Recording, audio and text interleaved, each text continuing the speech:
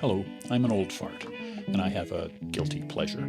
I like knives. I'm not an expert or an official representative of anybody. I just like knives, and I collect small folding pocket knives, and for the last year or so, you've been joining me on a tour through the collection. It's been a pleasant diversion during the COVID lockdown, so thanks for the company. Today we're going to look at this. This is a fairly new addition to my collection. As I mentioned, most of the knives you're seeing here are things I bought many years ago. This is a collection built up over decades, but this is a fairly new acquisition because it's just recently available. This is a Rockwall thumb stud knife by Tactile Knife Company. Where did this come from? Well, Tactile is a titanium manufacturing company based out of Texas, and they make really nice pens. I discovered their so-called tactical pens some time ago. I have a couple of them, like them a lot. And then just a couple of years ago, they got into the knife manufacturing business, and I liked the sound of that. This was actually their first knife, or a different version of this was their first knife, but I couldn't get one. They were out of stock. So I did manage to pick up their slip joint knife, the Tactile Bear, and loved it. You'll see a tour through that knife earlier in this video stream. And then eventually, the supplier that I tend to use managed to get some of these things in stock, so I grabbed one. So here it is, and I really like it. We'll go through that. So formally, Tactile Company, this is a Rockwall thumb stud model knife. So first of all, I just stumbled over the name, and let me go over that. This is a Rockwall, like the thing you climb on, not a Rockwell, like the hardness test.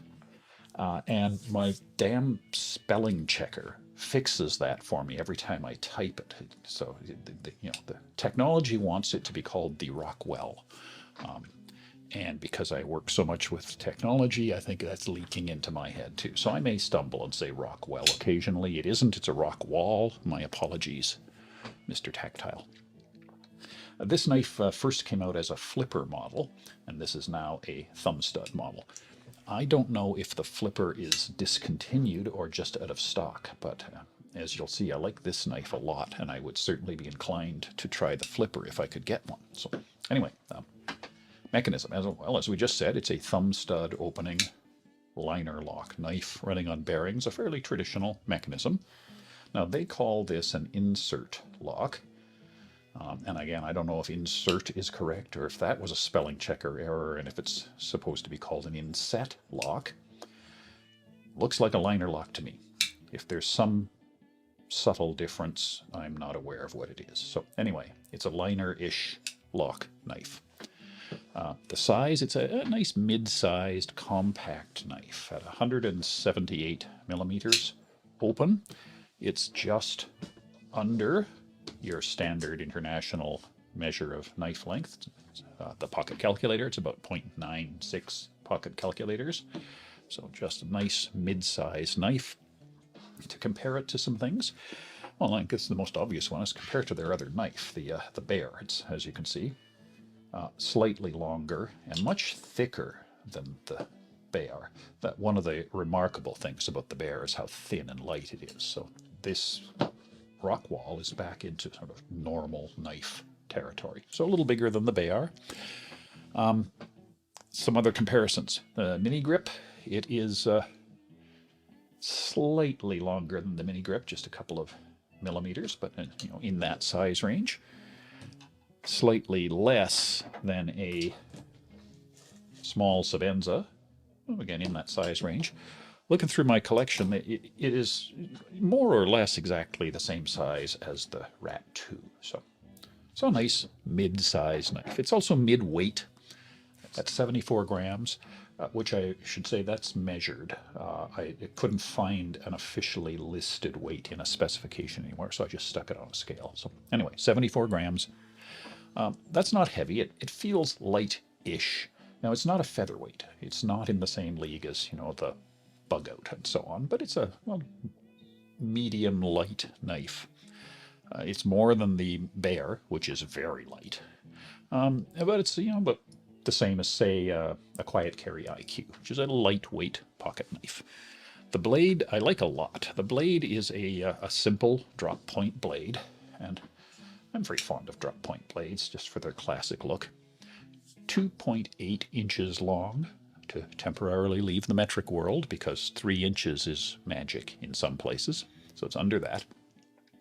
It's a stonewash finish blade, which I'm coming to like stonewash blades because they don't fingerprint. They look nice. They are a little less susceptible to scratching when sharpening. So anyway, stonewash blade, and it is made of MagnaCut steel. Hey, yay! This is my first MagnaCut. So I won't have much to say on my experience with it yet, except that of course it's the new kid on the block that everyone is raving about. There is a small sharpening choil. Too small, I think, to be practical. Maybe for small fingers, practical for choking up, but really just for safe sharpening. So, and I like that. I appreciate having a sharpening choil. The body is all titanium. This is solid titanium, not scales, but just slabs. And I'll bring it up a little closer to the camera. It's cross-milled. Can I get it so you can see that? There's a really nice pattern of slightly diagonal grooves across the entire body, which means that it has a... Here, hear that? Oh, I guess the microphone's over here. So there is a texture to the surface, which makes it pleasant to hold. The clip is worth commenting on because I think the clip is quite beautiful. So there is a clip. It's bent titanium. It's deep carry. That's good. I like deep carry. And it's an interesting deep carry. It's actually mounted in the back spacer, and then it bends out up and around the top end of the knife and folds down to a nice deep carry clip. It's not super long, and it's got a non-rectangular hole in it. Notice the end of the clip, the end of the hole, they're all at the same angle as the diagonal milling. So it's just a really nice sort of consistent design statement along the whole knife. So I think that's really quite beautiful. Now the clip is one side only. You could not easily move it to the other side because it's actually sitting in a recess milled in the backspacer there. Now, there's no reason, of course, why they couldn't make a backspacer with the recess on the other side, but as is, it's not a movable clip. There is no lanyard hole and no lanyard pin, so really no practical way to put a lanyard on the knife, and I don't think that matters with this design, but yeah, there it is. Is it ambidextrous? Well, let's say yes for the thumb stud. You know, the thumb stud you can open right hand, and the left hand design of the thumb stud is identical, exactly the same spacing. So although I don't think I can open it with my, I can, look at that. I was going to say I don't think I can open it with my left hand, but for a lefty, it's an identical experience. So certainly the opening is ambidextrous. Closing, I think we'd have to say no, being a liner lock. It is a little bit awkward, and there isn't a lot of clearance milled there either for engaging the lock. So for a lefty, again, I'm sure lefties learn to do it, but I tell you, that scares me starting the locking with my left hand because there's a lot of meat here in the way of the approaching blade. So I don't know, lefties, if you consider liner locks to be left-handable, and the clip, no. So not very left-hand friendly, I guess, is what I'd say.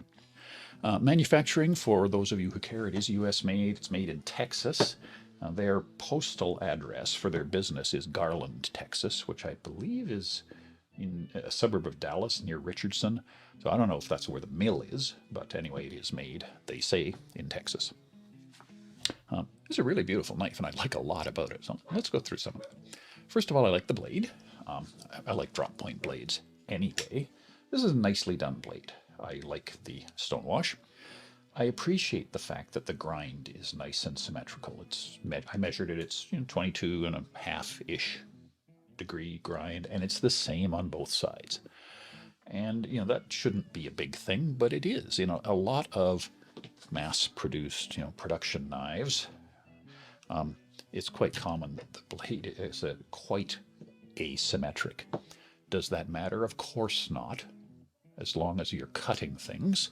But once you go to sharpen a blade, if it isn't symmetric and you want it to become symmetric, you have a lot of work in front of you, so it matters for sharpening. So anyway, I appreciate that attention to detail.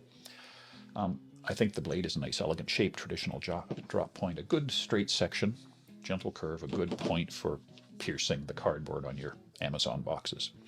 And as I said, this is my first Magna Cut blade. Now, I haven't had one before, I haven't had much experience with it, and I haven't sharpened one yet. So I don't really have anything to say about it other than what I've read. What I've read is that it is apparently much tougher than M390. I like M390 a lot. I don't think I've ever had a problem with the toughness of my knife blades, but anyway, this is apparently much tougher than M390, slightly less edge retention. It is a steel that all kinds of people who are experts, and I'm not, are raving about. So I bet it's a good one. Anyway, so the mechanism is really nice. I like it a lot. It is a thumb stud. I like thumb studs. It's easy to open. You can open it with two hands. You can open it slowly with one hand. And there is a very nice flick action, so you can fidget with it. So all good. Liner lock with a good lock. No blade play, no lock play. I like that. And here's another nice little touch in the, I guess this goes under mechanism. So there's a pivot screw, of course. There's the presentation side, small Torx hole. I wish it was a bigger Torx hole, by the way. That's I guess a 6. On the other side, this is not free spinning because it's not round. Can you see that? There is a cord cut out of the edge of that circle so that it sits there and is held in place by that segment of the hole that is not round. I don't know how you make one of those, by the way. How do you, obviously on the pivot screw, that's easy. You cut it round and then mill off the end. How do you make a hole that isn't round all the way around? So, but these guys are machining shop. They know how to do it. Anyway, what I like is it's not free turning, and yet it's very beautiful to look at. So quite neat design. Well done. I mentioned the clip. I do like the clip. I like that it's simple. I like the hole in it. It reduces the weight. It also reduces the visual impact. When it's sitting on your pocket of your dress pants, you're seeing dress pant through that hole, so that's nice. And here's something really neat. I didn't notice right away, but I was looking at this thing and saying, something about that appearance that I like. Here's what it is. It's not centered. The clip is against this side of the knife, so it's running down the edge of the knife, not centered. And everything about the clip is cut to the same angle as the milling on the knife. So I don't know, it looks like italics. Right? It is I think, a really elegant design. Here's another little attention to detail that I like a lot under the appearance heading. It's not going to be even easy to show you this, but I'm going to zoom in. Let's look at the thumb studs. There's the thumb studs. They are not simple cylinders. The thumb studs have little grooves milled into them. It's like little spiral flutes. There are 3, I think, on each stud. That does increase the grip on the stud a little bit. It's just something for your meat of your thumb to catch onto there. But I think more than that, it just looks really nice. Just a little design detail that is a beautiful bit of attention to detail. So, that was appearance. Lots of things I like about the appearance. Comfort. It's an easy knife to hold. The clip is not a hot spot, especially being off-center, so it just disappears in your hand. It's just long enough for a good 4-finger grip, and there's some nice jimping in exactly the right spot for the blade. So it's very comfortable to hold, to cut things with. What I don't like, very little. Standard problem with liner locks and frame locks, and not with side flippers, is that as I begin the closing operation, my thumb is in harm's way, so I have to wake up. I shouldn't close this in my sleep, and get my thumb out of the way before I finish the closing operation. So, and the other tiny little detail is this scale screw. It's very close to the edge, and it actually extends over the edge slightly, and I can feel it. And it just, boy, why? If it was moved 1/10 of a millimeter that way, it wouldn't be protruding over the edge, and that just bugs me. Why? No reason. It's a stupid, obsessive, compulsive thing, but there it is. So that's not very much under the don't like. I like this knife. Let's reflect that in my ratings, my internationally unknown knife rating system. We'll start with NTGK for non-threatening gentleman's knife, and we'll start with NT, non-threatening. The good news, opening, is you can open it in a non-threatening manner. You can open it two-handed, which is wonderful. You should do that if you're with knife-nervous people. If you need to open it one-handed, you can open it slowly, which is non-threatening. And when you open it two-handed or slowly, it isn't very loud. Listen to this. Just a subtle little click, as opposed to some knives that when you can only flick open, and when you flick them open, they go whack, and they really draw attention to themselves. You can flick this knife open, yeah? But if you're in front of unknown or knife-nervous people, don't do that. The other good thing, I think, for non-threateningness is just the appearance. It's a simple appearance, slim, smooth lines, no tactical zombie barbs on it. So I just think it has a non-threatening appearance. Well done. The bad, the only thing I can think of for the bad is you can flick it, and it's tempting to flick it. So, try not to do that. Don't fidget it in front of knife-nervous people. It intimidates them. How about as a gentleman's knife? Well, as a gentleman's knife, the good news is first of all, it's rare. You don't find these everywhere. They're not easy to get. They're usually out of stock. So it has that, attraction of being a sort of a rare boutique thing. It's simple, light. The deep carry clip is wonderful, so it sits well down in your pocket, and a lot of pant is visible through that hole in the clip, so I think it's pocket-friendly visually. I think it's attractive to look at. That cross milling is nice. The pivot screw is concentric circles. That's neat. So it's nice to look at, and I like that it's subtle. The markings, first of all, the stonewash blade doesn't reflect and call attention to itself, and the markings are subtle. There are only 2 bits of writing on the blade. On this side it says Magna Cut, because you got to brag about that. And on this side it says Tactile, and in both cases those markings are diagonal on the end of the blade, not out here where they're conspicuous. And that diagonal, of course, matches the diagonal on the milling. So just another attention to detail. It's all part of this italic design statement. So I think that's all good for a gentleman's knife. The only thing I'd say bad about gentleman's knife is that it is a solid block of titanium. And I think it can make a knife look more like gentleman jewelry, if there's something in the scales, an exotic material scale, carbon fiber, wood, unicorn bone, something. I'm going to give it an A as a gentleman's knife anyway. And so all told, A+ for non-threatening, A for gentleman's knife. This is an A+ as an NTGK. I think it's really hits the mark. How about a KN rating for knife nerds? What will my knife nerd friends think? I think they will love it. It's rare. I have knife nerd friends who don't know that Tactile has branched out to knives, and they're always very impressed when they hear that. So good pedigree. It's Magna Cut. Knife nerds all go, "Oh, Magna Cut, that's fantastic." Do you actually know anything about it? Well, no, but I've read that it's fantastic, so knife nerds love that. Great manufacturing. Just, centered, good tolerances, good mechanisms, just, nice action. Just really, really good manufacturing all around, and attention to detail. Things like those flutes on the thumb studs, the non-round clearance hole for the pivot screw. My knife nerd friends will love this thing. I can't think of anything negative from a knife nerd perspective. Give it an A+. And for the CMR, the cut myself rating, it's going to get an A. I haven't cut myself. It just feels safe.